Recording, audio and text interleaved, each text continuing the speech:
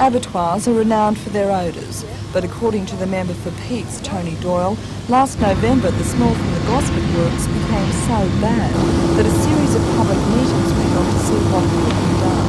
The result was an investigation by the State Pollution Control Commission. The culprit is thought to be this room, where the inedible parts of the beasts are cooked and dried in this giant pressure cooker to produce meat meal, stock feed and tallow for soap Strategies were developed whereby the two major pollution control systems, air pollution, water pollution, will be revamped. Gosford Meat Works have agreed to spend some $500,000 in improving their pollution control strategy. They'll be in place very quickly and we'll be able to gauge the results within a few months. Will the smell be gone completely? I don't think you can ever say that. There'll always be some sort of industrial odour problems around abattoirs. That can't be eliminated. What we're trying to do is confine it to the immediate area so that it won't encroach upon the residential area and cause problems for people living and working in the area. Mr Doyle says the abattoir company, Charles David, has taken the $500,000 blow of the cost of the improvements on the chin. He says that their cooperation is an example to other companies forced to clean up their act. General Manager of the plant, Peter Watson, says the company, given its proximity to residential areas, accepts its responsibility. But he says in the future, he hopes he'll be given the same level of cooperation from the government on some other issues. By demonstrating that we are willing to cooperate with the authorities, that if the time ever arose that the government may be able to help us in many different areas, like workers' compensation, payroll tax, things like that. There's many areas that industry is always seeking help from. That they'll come to the party? We can always hope, can't we?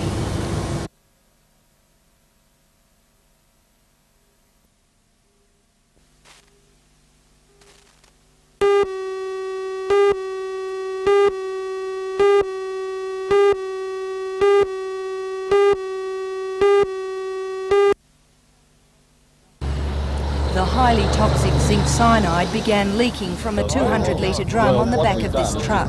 Within minutes, the road had been cordoned off and emergency services were on their way into the area. The driver, Peter Ryan, had been travelling in convoy with Phil Wright on the last leg of an Adelaide to Newcastle trip when Philip noticed something leaking. Yeah, I was travelling behind him at the time, and I pulled over a bit closer to him just to check the load out, and I noticed there was a stain at the back of the trailer which shouldn't be there, so we decided to stop then and have a bit of a look. So what did you do? You got out and how close did you get? I understand it's quite deadly. Yeah, we got, I guess, 8-10 feet away, I guess. And then we realised that there was definitely a leak there somewhere, and we said that's close enough and left. Firemen had to be dressed in chemical suits so they could safely approach the toxic liquid. Teams worked under the threat of rain, which would have turned the liquid into a deadly gas. Had the water come into contact with it, it does react with water and can produce some very toxic fumes. So that was a consideration. So that's why a tarpaulin was placed over it fairly early, because it did look like rain. The neutralisation process began with firemen moving dangerous drums into another truck. They then decontaminated the semi-trailer and set about neutralising the zinc cyanide with sodium hypochlorite.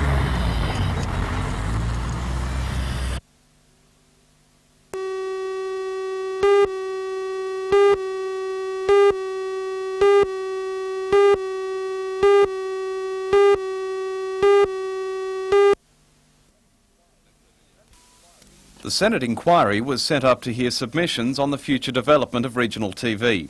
The Department of Communications wants to move most existing and all planned TV stations to the ultra-high frequency band because of some uncertainty about room on the very high frequency spectrum. NBN's plans stem from a consultant's report which says there is adequate room on the VHF band for future expansion if certain rearrangements are made. The major reason behind NBN's proposal is that if stations, particularly in regional areas, are switched to the UHF band, some viewers may not receive television broadcasts at all. The plan was formulated initially for this region, and NBN claims it can be expanded nationally, saving the taxpayer $125 million. The NBN proposal also supports the multi-channel concept, where several stations operate in separate areas.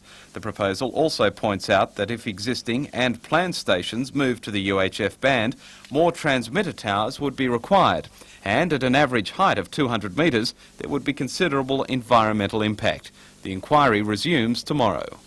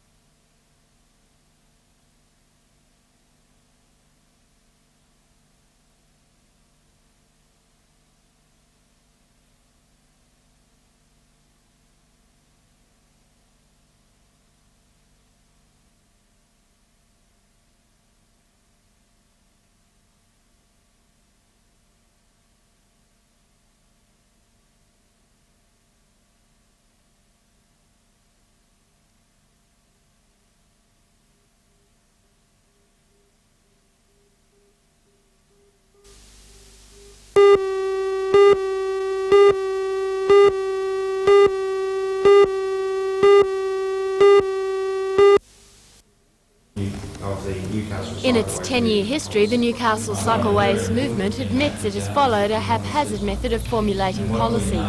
Last night, the group formulated some firm guidelines to safe cycling and the future direction of the movement. One area addressed was the attitude of police to errant cyclists. Well, we believe that the police should be taking a much greater role in on-the-spot fines for recalcitrant cyclists. When a policeman sees a cyclist going through a red light.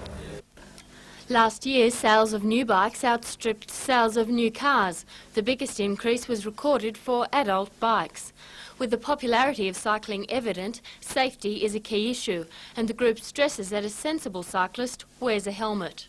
A very strong and powerful economical argument can be raised in favour of compulsion of helmets, if only for the tremendous savings to the community in the reduced severity of accidents.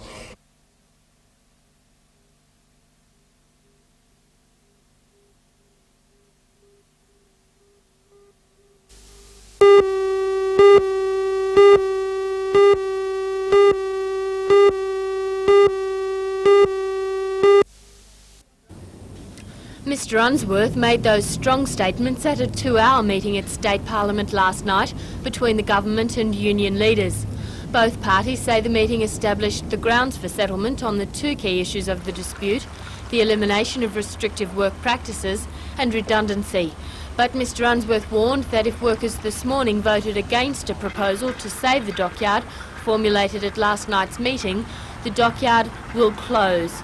Yesterday, 4 buses of dockyard workers attended Parliament House to protest to the Premier about the proposed closure of the dockyard. The protest, however, got out of hand when workers stormed the front gate of Parliament. One parliamentary guard was injured in the crush and had to be treated in hospital. 2 dockyard workers were arrested.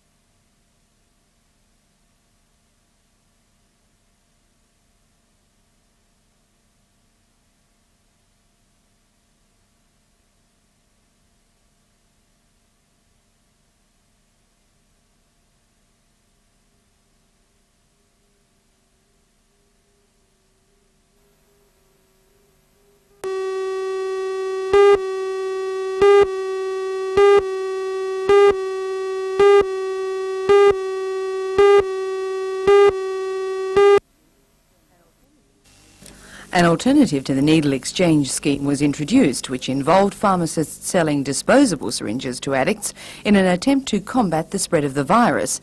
Instructions are included in the sale, which will tell addicts the safe method of disposal. Dispose of them in a container that is non-breakable, not to recap them, and to see that the syringe itself is broken before disposal. However, with the discovery of hypodermic needles in public places, it seems there's a real threat of the virus contaminating someone by accident. As long as the blood in the needles is possibly still moist, there is a potential to transmit not only AIDS but hepatitis B as well. Dr. Sutherland says the needle exchange scheme is the only way to combat this. Where somebody gets a free needle, but only if they give in a dirty one. I think that's the only way to solve this.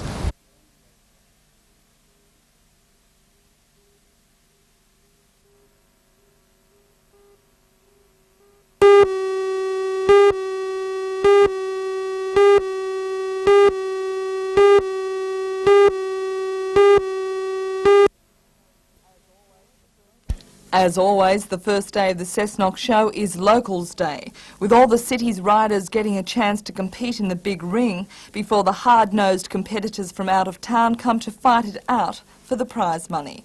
The first heats of the camp drafting were held today, with the riders and cattle kicking up plenty of dust. The show, which will continue over the weekend, will feature the ever-popular rides and sideshows.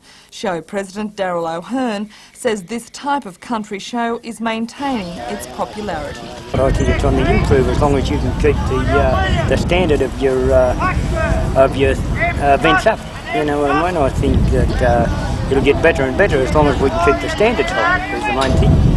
And you're expecting a big crowd tomorrow? We're expecting a very big crowd, a bumper crowd tomorrow, and hopefully that we'll go on from there and have a top show.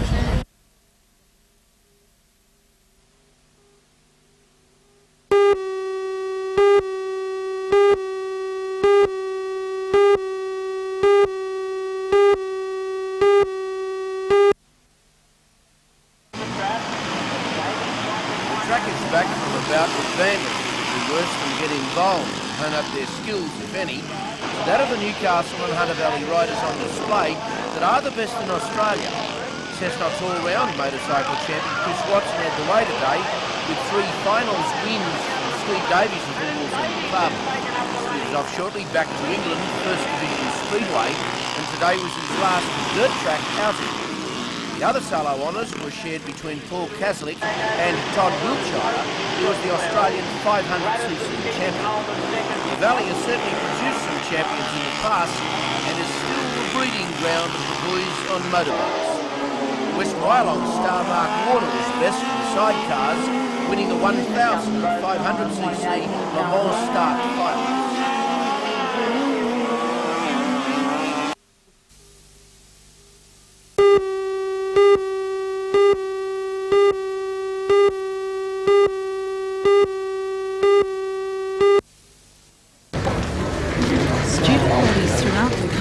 Tertiary institutions have objected to the charge since it was announced last year.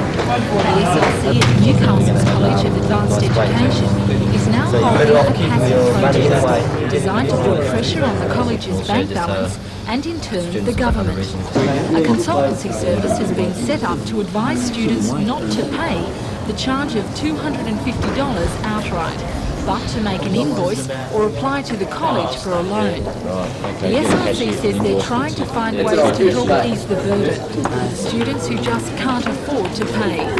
President of the SRC, Scott Gardner, says the situation has already resulted in serious problems for some students of the region. But in the office of the SRC, we've had a number of people who have already given indication that they won't be able to enrol and that they're scared that they won't be able to continue on with their studies. The Hunter region, which the CAU serves, has already halved the national average for participation rate. I expect this will be dropping down even further this year because of this introduction of the fee. The real crunch behind the federal government's new charge will be seen next week, when thousands of first-year students enrol into colleges and universities across the country. Then it remains to be seen if and just how far the final intake figure has dropped.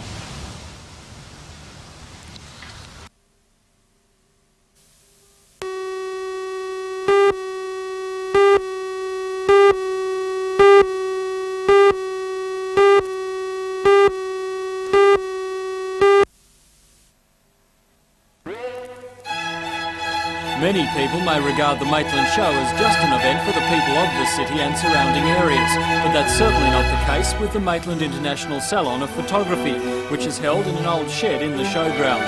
Nearly 4,000 photographic works were entered for the exhibition from 42 countries around the world. The list includes nearly all continents of the globe, and photographs and slides have come from countries such as Russia, Poland, Hong Kong, Greece, Argentina, Norway and Malaysia. The Salon is one of two major international exhibitions in Australia. This is the oldest, starting in 1934. It is part of the international circuit for photographers, with medals here counting in international circles. Works are in colour, black and white or on slide, and the categories are general or nature. Over 300 prints are on display, with over 630 slides also being shown. Charlestown photographer Gary Weber is the only local to receive an award in the Salon.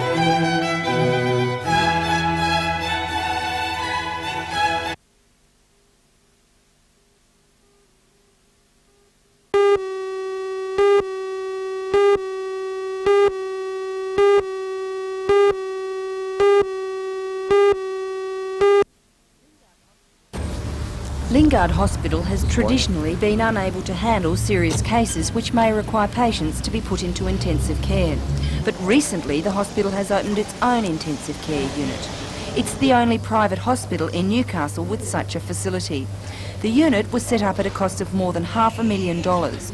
According to the Director of Intensive Care, Dr. Roger Wilson, the hospital will now be able to handle much more complex cases, but it will not be handling accident emergency patients, such as car accident victims.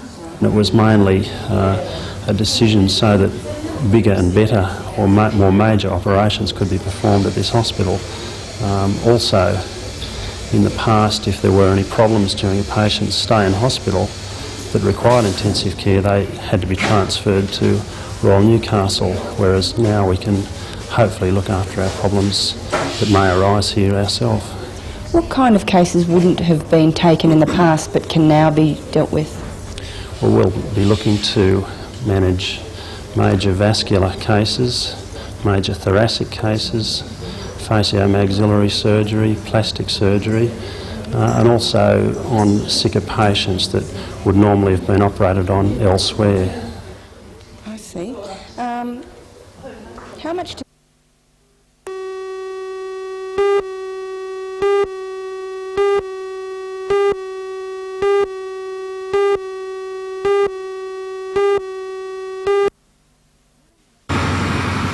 During the next 9 months, the plastic garbage containers known as new bins will be delivered to the different zones throughout the city. The idea, of course, is not new. Other cities have used the system for some time. It does represent, however, a big investment for the Newcastle City Council. Householders are provided with their first new bin free of charge, but if it is lost or damaged, it's up to the owner to replace it. To buy 50,000 of them, the council gets a pretty good deal, but if a resident loses one or breaks it by backing the car over it, they can go out and shop around and get one for about $50. The bins come in two sizes, 120 and 240 litres. Because the bins are larger than normal, they will be cleared only once a week. And while the system may seem new, the golden rule still applies, only one bin per household. One of the big advantages of the new bins is that they are easy for people to manoeuvre, but not such a pushover for dogs. Yes. Over the next few months, the different zones throughout the city will receive their new bins and be notified of the collection times.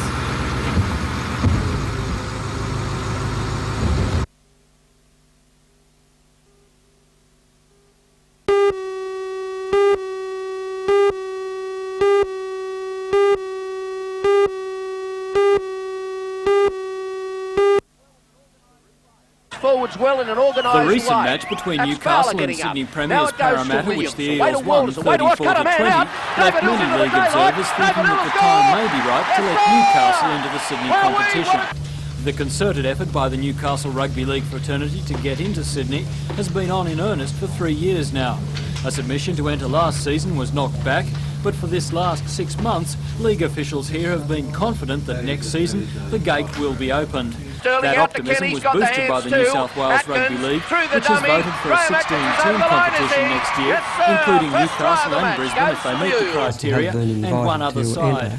We now only have to show that economically we're viable and can provide a competitive team, and we're in. And can we show those things? Well, we're talking with sponsors at the moment, and the talks are going very, very well. Once the sponsorship is sealed, we will certainly meet the financial criteria of probably $1.25 to $1.4 million. Newcastle's submission must be into the New South Wales League by the end of this month, and then it's expected to be late April at least before a decision is made.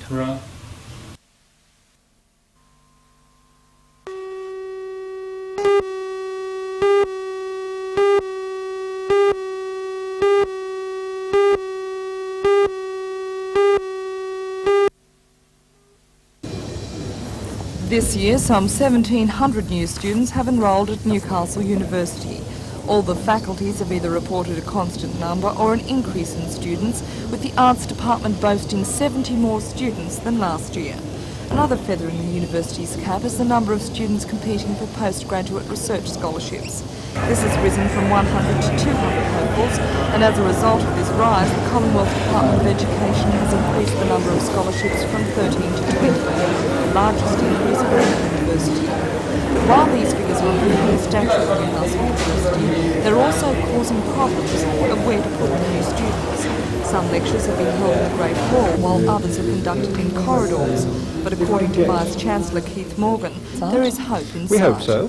We're hoping to put up some new buildings. We're asking for some more money from Canberra in the next triennium, which will allow us to expand our space. Do you think your argument will be strong enough that they will come forth with the money? I think they've already committed themselves to a growth programme here, and we're very anxious that they should continue that. The Vice-Chancellor also introduced a new member of staff. He's Professor of Economics Barry Hughes.